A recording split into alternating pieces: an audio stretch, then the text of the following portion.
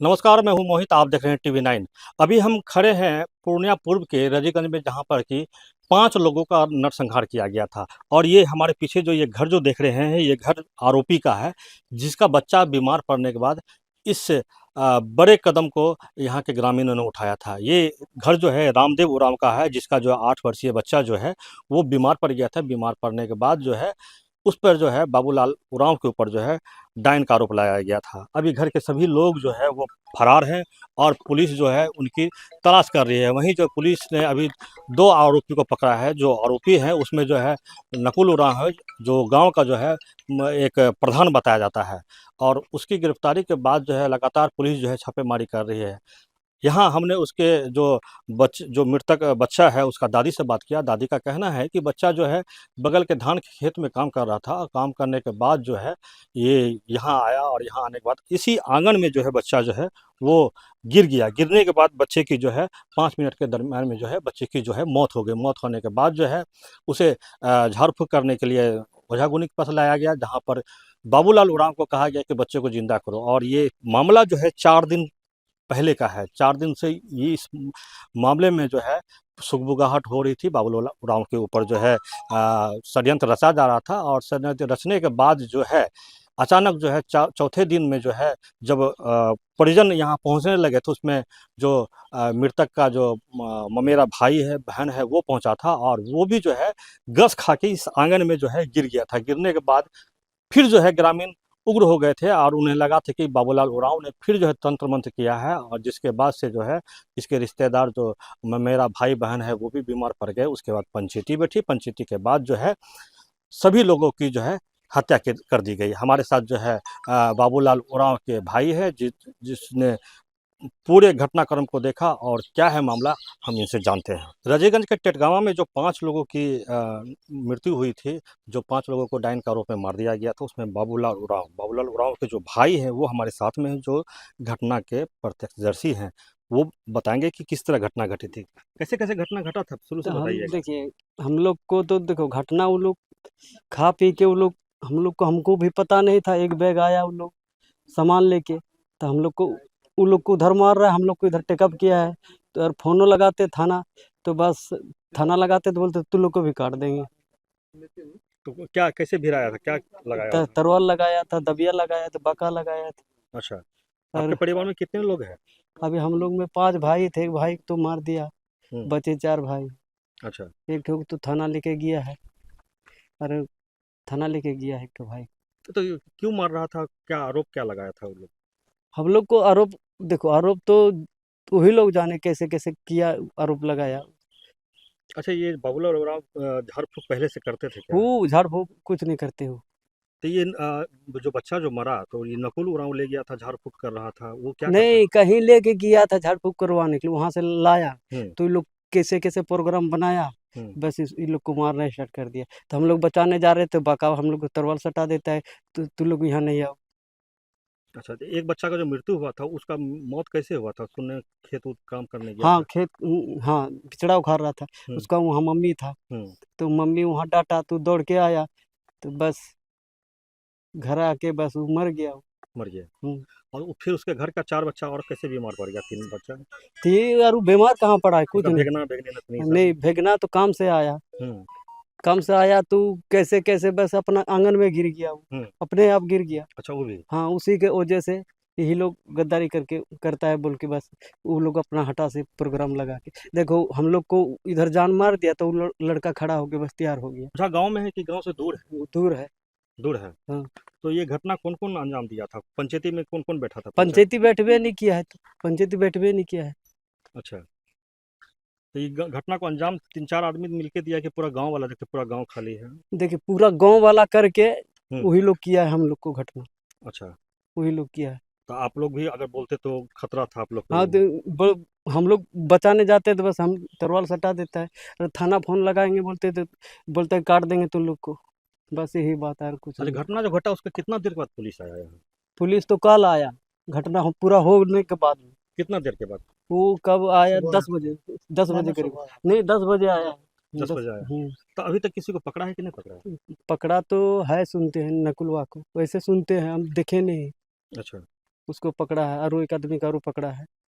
जो किया है, ज़्यादा मारपीट किया है, जो तरवाल घुमाता तो उसी को पकड़ा है। क्या नाम हुआ आपका? मेरा खुबलाल उरांव। ये कौन सा जगह है?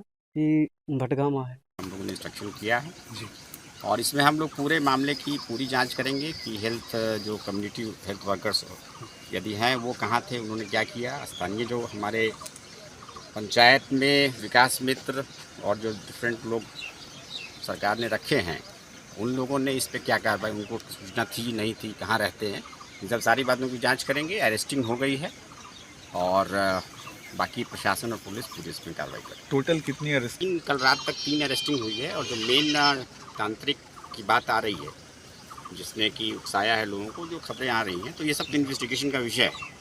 But 3 arresting has been done.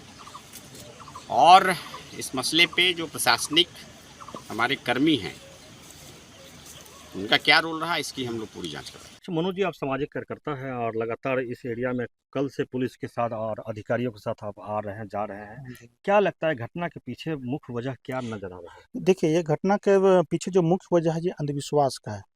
ये 100% अंधविश्वास का मामला है, जिसके कारण ये 5 लोगों का निर्मम हत्या नरसंहार हुआ, जो बहुत ही निंदनीय है और हृदय विदारक है।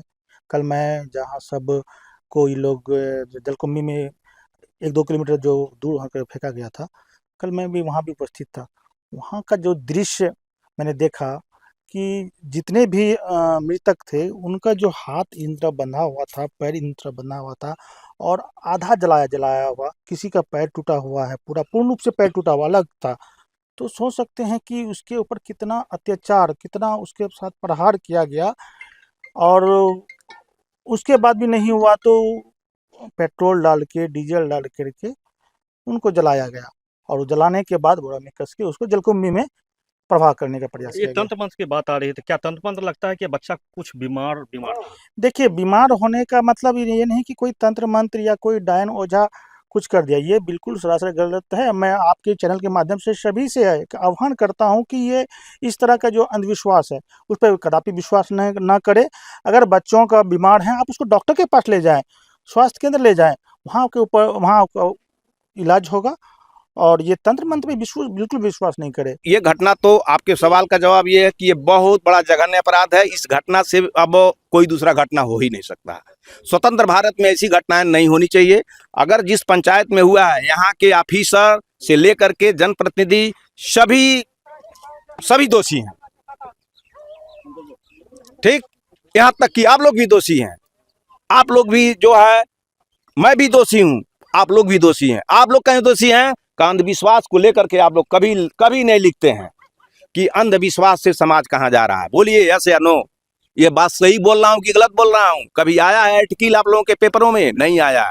तो आप आए हैं तो ये जघन्य अपराध है और इसमें छानबीन होगी, इन्वेस्टिगेशन होगा। सिस्टम यही कहता है, इन्वेस्टिगेशन में जो आएंगे, हमारे कमिश्नर साहब बोल के गए हैं, इन्वेस्टिगेशन होगा।